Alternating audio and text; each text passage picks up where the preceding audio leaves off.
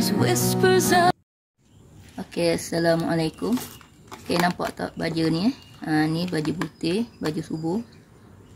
Ni pun, ni baju orang panggil baju kopi, anak Abira. Okay. Ini adalah pupuk. Pupuk yang dibuat daripada baja subuh. Okay, dah nak habis dah. Dan keberkesanan dia, saya boleh syorkan, boleh buat. Sebab pokok pun nampak segar. Okay, saya bukan hanya menggunakan satu-satu baja saja. Saya selang-seli untuk kesuburan pokok sayuran ataupun tanaman kita, pokok bunga. Yang ini adalah baja kopi.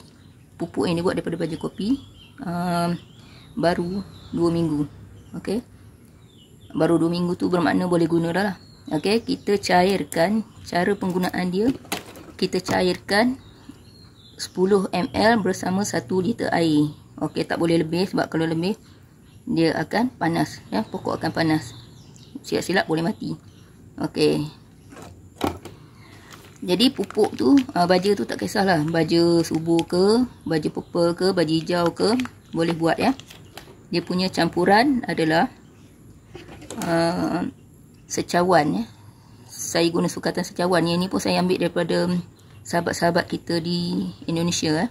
Terima kasih Izinkan saya halalkan ilmu yang diberi. Dan izinkan saya share bersama sahabat-sahabat yang lain. Okey, cara dia ialah satu cawan agak-agaklah satu cawan baja putih, tak kira lah baja apa, seperti yang saya dah cakap tadi. Okey, satu sudu besar kicap, satu sudu besar garam, satu sudu besar Ajinomoto ataupun serbuk perasa. Okey, 1 liter air. Okey, dan 2 biji telur. Semua tu dicampurkan dan dibiarkan selama 2 minggu. Boleh, dia lagi lama dia lagi baik. Okey, itulah sahaja perkongsian saya pada hari ini. Okey. Yang ini dah nak habis, kena buat balik. Yang ini sudah cukup 2 minggu. Menggunakan baja kopi. Okey, selamat mencuba. You're the moonlight never